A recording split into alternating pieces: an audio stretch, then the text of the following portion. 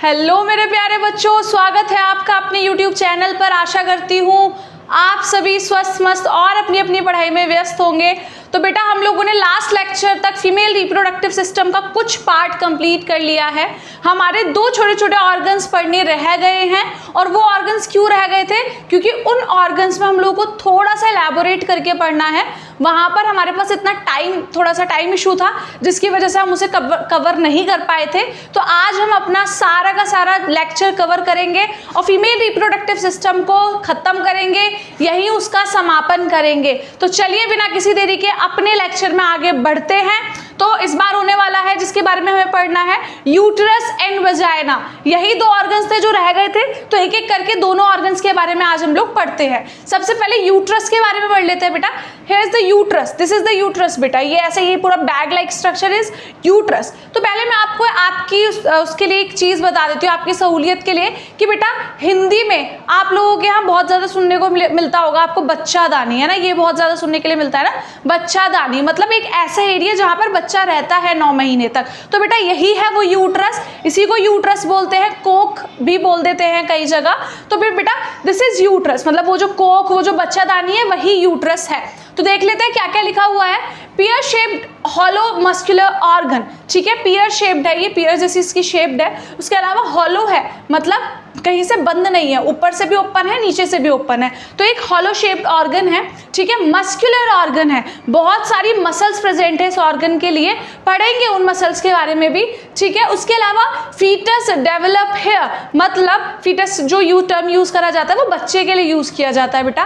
तो वो जो बच्चा रहने वाला है 9 महीने तक, वो कहाँ पर स्टे करता है? माँ के अंदर, इसी एरिया में स्टे करता है, जिसको हम लोग यूट्रस भी बोलते हैं या फिर वॉम्ब भी बोलते हैं। मैंने यहाँ लिखा हुआ है वॉम्ब लिखा हुआ है, या वॉम्ब भी बोलते हैं उसको यूट्रस बोलने के साथ साथ। क्लियर? अब बेटा यूट्रस जैसे कि अभी हम लोगों ने देखा इट्स अ मस्कुलर ऑर्गन, तो इसके अंदर मसल्स प्रेजेंट होंगी। तो मसल्स जो होती हैं तो बहुत सारी लेयर प्रेजेंट होती हैं, बेसिकली 3 लेयर्स प्रेजेंट रहती है मसल्स की। तो उन लेयर्स के बारे में हम लोग पढ़ेंगे। पहले मैं ना एक डायग्राम बना देती हूँ, छोटा सा एक डायग्राम।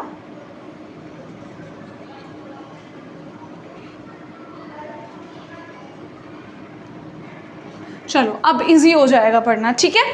तो जो सबसे बाहर वाली लेयर है जिसको हम लोग क्या बोलते हैं बेटा? Perimetrium. This is the perimetrium, मैं पेरी लिख देती हूँ सिर्फ, पेरीमेट्रियम। देन बीच वाली जो होती है जिसको बोलते हैं मायोमेट्रियम, और जो सबसे इनर लेयर होती है इसको हम लोग बोलते हैं बेटा एंडोमेट्रियम। मैंने मैट्रियम टर्म नहीं लिखा है, शॉर्ट में लिख दिया है। The outer one is perimetrium, middle one is myometrium and the inner one is endometrium. तीनों के बारे में एक एक करके पढ़ेंगे। सबसे पहले पेरीमेट्रियम के बारे में पढ़ते हैं। जैसा कि आपको मैं अभी बता चुकी हूँ, it is the outer most layer of the uterus. Uterus की सबसे बाहर वाली जो लेयर रहेगी उसको हम लोग क्या बोलेंगे बेटा? पेरीमेट्रियम बोलेंगे। कैसी बनी हुई रहती है? External thin layer made up of loose connective tissues. मतलब किससे बनी हुई रहेगी बेटा? ये बहुत थिन लेयर रहती है, पतली सी रहती है और लूज कनेक्टिव टिश्यूज से मिलकर बनी हुई रहती है। बात कर लेते हैं मायोमेट्रियम की बेटा। Myometrium, M for myo, M for middle, the middle layer of the uterus is called myometrium. बिल्कुल बीच वाली जो लेयर रहेगी जिसको हम लोग क्या बोलेंगे बेटा? मायोमेट्रियम बोलेंगे। और मायोमेट्रियम किससे मिलकर बनी रहती है? Made up of smooth muscles. इसके अंदर स्मूथ मसल्स प्रेजेंट रहती हैं। क्यों प्रेजेंट रहती है? इसका रीजन सुन लीजिए बेटा। इसका रीजन ये है कि जिस टाइम पे बेबी डिलीवर होने वाला होता है, जिस टाइम पे पार्चुरेशन होने वाला होता है, बच्चा बाहर आने वाला होता है, बेबी बर्थ होने वाला होता है, उस दौरान जो कॉन्ट्रैक्शन का काम करती है मसल्स, मतलब बच्चे को पुश करने का काम करती हैं, एकदम कॉन्ट्रैक्ट हो जाती है मसल, हमारे यूट्रस छोटा हो जाता है, तभी प्रेशर पड़ता है और बच्चा वेजाइना से होता हुआ बाहर आता है बेटा। तो फिर जो कॉन्ट्रैक्शन का काम करती है ना मसल्स, जो मसल सबसे ज़्यादा कॉन्ट्रैक्शन में रोल प्ले करती हैं, वही मसल्स है हमारी मायोमेट्रियम। मायोमेट्रियम क्या है? Undergo contraction during parturition. मतलब जब पार्चुरेशन होने वाला होगा, जब बच्चा बाहर आने वाला होगा, बेबी डिलीवर होने वाला होगा, उस दौरान कौन करने वाला है कॉन्ट्रैक्शन? मायोमेट्रियम ही कॉन्ट्रैक्शन अंडरगो करेंगे और बेबी के डिलीवरी को इजी कर देंगे। क्लियर बच्चा? Clear? The last layer is endometrium. जब सबसे अंदर वाली लेयर होती है एंडोमेट्रियम, दिस इज एंडोमेट्रियम। ये पूरी वॉल क्या है बेटा? एंडोमेट्रियम। अब बेटा पेरीमेट्रियम और मायोमेट्रियम क्या है ना, ये एक ऐसी वॉल है जो हमेशा रहती हैं, ये कहीं नहीं जाने वाली है, हमेशा रहेंगी, वहाँ पर स्टे करके रहेंगी। बट एंडोमेट्रियम एक ऐसी वॉल है जो बेटा बनती है, शेड हो जाती है, बनती है, शेड हो जाती है, बनती है, शेड हो जाती है। अब आप बोलोगे मैम ऐसा क्यों होता है? तो बेटा basically endometrium is the wall जो कि बच्चे को सपोर्ट प्रोवाइड करती है, बच्चे को होल्ड करके रखती है।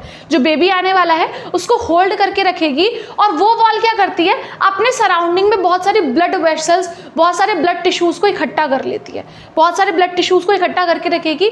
ये प्रोसेस हर महीने होता है, हर 28 दिन यही प्रोसेस चलता है फीमेल की बॉडी के अंदर, कि एंडोमेट्रियम क्या करती है, अपने आप को प्रिपेयर करती है और वेट करती है कि भाई बच्चा आए, बच्चा आए, बच्चा आए। अगर बच्चा आ जाता है वेल एंड गुड, एंडोमेट्रियम वही रहेगी और बच्चे को होल्ड करने में काम करेगी, एक अच्छा खासा अपना रोल प्ले करेगी।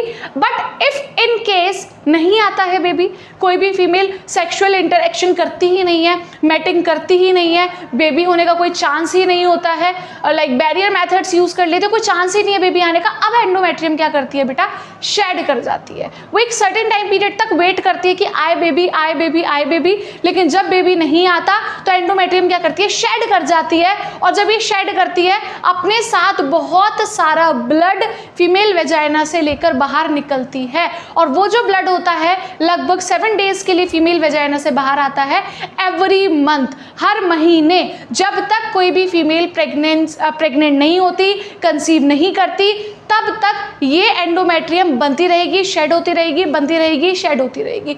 ठीक है बेटा, once a female will conceive, जैसे ही फीमेल ने कंसीव करा, endometrium will stop shedding, endometrium shed होना बिल्कुल रोक देगी। पूरे 9 महीने के टाइम पीरियड में, पूरे 9 महीने के फेज में एंडोमेट्रियम क्या रहेगी, उधर ही रहेगी और बेबी को होल्ड करके रखेगी। जैसे ही पैचुरेशन होगा तुरंत एंडोमेट्रियम भी शेड हो जाएगी, और इस शेडिंग फेज को जो हर मंथ होता है फीमेल के अंदर, एंडोमेट्रियम का टूटना और शेड होना विद ब्लड, उस फेज को हम लोग बोलते हैं बेटा मेंस्ट्रुअल फेज। ठीक है बेटा, मेंस्ट्रुअल फेज बोला जाता है, जो कि कब से स्टार्ट हो जाता है, जब भी कोई लड़की प्यूबर्टी रीच करती है तब मेंस्ट्रुअल फेज स्टार्ट हो जाता है, और एक सर्टेन टाइम पीरियड आता है जिसको मेनोपॉज बोलते हैं, वहां पर मेंस्ट्रुअल फेज खत्म हो जाता है। क्लियर? क्लियर? तो एंडोमेट्रियम की कहानी खत्म, एंडोमेट्रियम का खेल खत्म। क्या काम है, बच्चे को होल्ड करके रखेगी, बच्चा आता है वेल एंड गुड, होल्ड करने का काम करेगी, नहीं आता है तो शेड कर जाएगी, और हर 28 डेज में ये प्रोसेस चलता रहेगा, चलता रहेगा। क्लियर? तो बेटा यहाँ पर हमारा यूट्रस होता है कंप्लीट, यूट्रस की तीनों वॉल हम लोगों ने पढ़ ली है। Let's get move towards to vagina. Vagina के बारे में पढ़ लेते हैं, तो देख लेते हैं वेजाइना क्या है। Tube like structure act as birth canal, sperm discharge here. मतलब बेटा ये एक ट्यूब लाइक स्ट्रक्चर है, बेसिकली यही हमारा एक पर्टिकुलर ऑर्गन है जहाँ से, मतलब पर्टिकुलर पाथवे है जहाँ से हमारा फर्टिलाइजेशन हो सकता है, जहाँ से बच्चा होने की उम्मीदें होती हैं, वहीं से सब कुछ होता है, मतलब स्टार्टिंग चीज़ों की उधर से ही होती है। जैसे कि सबसे इंपॉर्टेंट जो होता है, the most important thing is कि स्पर्म का डिस्चार्ज होना है बॉडी के अंदर। जब तक बॉडी के अंदर स्पर्म नहीं जाएंगे, फ्यूजन नहीं होगा, फर्टिलाइजेशन नहीं होगा, जायगोट नहीं बनेगा, एम्ब्रियो नहीं बनेगा। तो बेटा ये जो स्पर्म डिस्चार्ज होते हैं कहाँ होते हैं, तो बेटा vagina is the only organ where sperm discharge, मतलब स्पर्म डिस्चार्ज कहाँ होने वाले हैं, वेजाइना के अंदर होंगे स्पर्म डिस्चार्ज, और वहीं से ट्रैवल करके कहाँ तक जाएंगे, हमारे एग्स के पास तक जाते हैं। यहाँ पर स्पर्म डिस्चार्ज होते हैं और आराम से ट्रैवल करके एग के पास तक जाएंगे। ये एक ट्यूब लाइक स्ट्रक्चर है, और इसको बर्थ कैनाल भी बोलते हैं, क्योंकि बच्चे को जो जन्म दिया जाता है वो इस वेजाइना के थ्रू ही दिया जाता है, वेजाइना से ही बच्चा बाहर आता है। उस दिन मैंने आपको बताया था cervix is a birth canal, cervix को भी हम लोगों ने बर्थ कैनाल बोला था। सेम एज बेटा वेजाइना भी it work as a birth canal. Clear? Clear? अब आगे क्या लिखा हुआ, the entire female genital organ called vulva. मतलब ये जो पूरा फीमेल जेनाइटल ऑर्गन है ना, लाइक वेजाइना हो गया, वेजाइना में बहुत सारे ऑर्गन्स हैं अभी, छोटे छोटे पार्ट्स हैं अभी, तो इस पूरे को मिलाकर क्या बोल दिया जाता है बेटा, वल्वा बोल दिया जाता है। ठीक है बेटा, तो बेसिकली वल्वा कहाँ प्रेजेंट रहता है, फीमेल के लोअर एब्डोमेन में प्रेजेंट रहता है। ठीक है, बॉडी से अटैच्ड रहता है वल्वा। क्लियर? अब पढ़ लेते हैं क्या क्या रहता है इसके अंदर। तो here is the female vagina, कुछ ऐसी दिखती है, like it's a lip like structure, एक लिप जैसा स्ट्रक्चर होता है, ऐसा थोड़ा प्रेजेंट रहती है, वर्टिकली रहती है।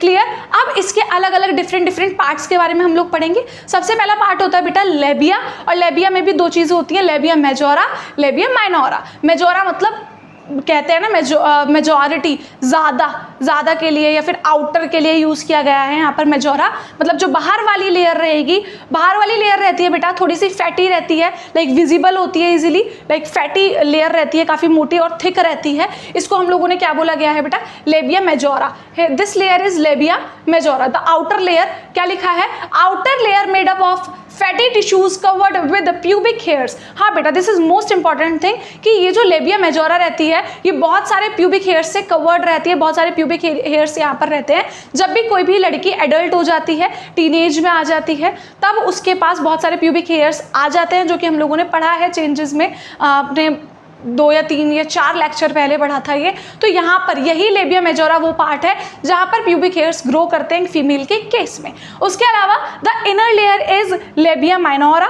दिस इज लेबिया माइनोरा, जो अंदर वाली लेयर रहती है ये थोड़ी फोल्डेड स्किन रहती है, अंदर को फोल्डेड रहती है। इसकी एक खास बात रहती है बेटा कि जब लड़की मेच्योर होती है ये अपने कलर को चेंज करती चली जाती है, from the normal to the dusky, धीरे धीरे डार्क कलर होता चला जाता है लेबिया माइनोरा का, ठीक है। उसके अलावा the next part is hymen बेटा। हाइमेन एक कर्टेन जैसा स्ट्रक्चर रहता है जो बिल्कुल लेबिया मेजोरा मतलब के ऊपर, मतलब माइनोरा के बिल्कुल ऊपर प्रेजेंट रहेगा, मतलब लेबिया माइनोरा के ऊपर नहीं बोलेंगे, मतलब ये एक हॉलो पार्ट रहता है वेजाइना का, जो हॉलो पार्ट है जहां से इंटरकोर्स किया जाता है उस पार्ट के जस्ट ऊपर प्रेजेंट रहता है। हाइमेन एक कर्टेन जैसा स्ट्रक्चर रहता है। बेसिकली आप ऐसा मान लो कि जब लड़की मेच्योर हो रही होती है तो उसकी वेजाइना का साइज इंक्रीज हो जाता है, सब कुछ चेंजेस आ जाता है। हाइमेन एक कर्टेन जैसा स्ट्रक्चर रह जाता है जो कि ब्रेक होता है। कब ब्रेक होता है, जब लड़की फर्स्ट टाइम सेक्सुअली इंटरकोर्स करती है। फर्स्ट टाइम सेक्सुअल इंटरकोर्स करने के दौरान जब पेनिस वेजाइना के अंदर जाता है तब ये ब्रेक डाउन हो जाता है, जिससे कि कुछ अमाउंट में ब्लीडिंग हो सकती है और होती है। But there is one more most important thing बेटा, कि जरूरी नहीं है हाइमेन तभी ब्रेक हो जब लड़की सेक्सुअली इंटरकोर्स कर रही है या समथिंग लाइक दैट। हाइमेन तब भी ब्रेक हो सकता है जब लड़की किसी भी फिजिकल एक्सरसाइज में इन्वॉल्व है, कोई भी फिजिकल एक्टिविटी कर रही है, रनिंग कर रही है, साइकिलिंग कर रही है, कोई भी स्पोर्ट्स में एथलीट है, एनीथिंग, तब भी एक केस होता है जब हाइमेन ब्रेक हो। क्योंकि बेटा hymen is a very thin curtain like structure. जब लड़की फिजिकल एक्सरसाइज कर रही है या कुछ भी कर रही है, फिजिकल एक्टिविटी कर रही है, वो तब भी ब्रेक हो सकता है। देन बेटा जरूरी नहीं है कि फर्स्ट टाइम सेक्सुअल इंटरकोर्स में ही हाइमेन ब्रेक होता है, किसी भी फिजिकल एक्टिविटी में भी ब्रेक हो सकता है। उसके अलावा द नेक्स्ट इज क्लाइटोरिस या फिर क्लिटोरिस, जो भी आप लोग बोलते हो, क्लाइटोरिस मैं बोलती हूँ। क्लाइटोरिस क्या है बेटा, basically it is a junction of labia minora. यहाँ लेबिया माइनोरा के बिल्कुल बीच में प्रेजेंट रहता है, जिसको क्या बोलते हैं बेटा, क्लाइटोरिस। क्लाइटोरिस बेटा एक ऐसी एरिया होता है जहाँ पर बहुत सारे नर्व्स आकर मिलती हैं, फीमेल की बहुत सारे नर्व्स आकर मिलेंगी, एक एरिया रहेगा, ठीक है बेटा। इसका एज सच रिप्रोडक्शन में कोई काम नहीं है, इसका एज सच कोई मैटिंग में या सेक्सुअल इंटरकोर्स में इसका कोई भी काम नहीं है। बट हाँ, इसको फीमेल का प्लेजर पॉइंट बोला जाता है। It is a pleasure point of females, for females. ये प्लेजर प्रोवाइड करता है during sexual intercourse, that is it. इसका एज सच कोई फंक्शनिंग नहीं है, क्लियर। तो बेटा that is it all about female vagina. तो आज हम लोगों ने पढ़ लिया है यूट्रस के बारे में, फीमेल वेजाइना के बारे में, और यहाँ पर हमारा फीमेल रिप्रोडक्टिव ऑर्गन होता है कंप्लीट। तो बेटा that is it all about this video. Hopefully everything is clear to you all. Thank you so much for watching. If you guys like the video, do like, share and subscribe the channel. Thank you so much for watching.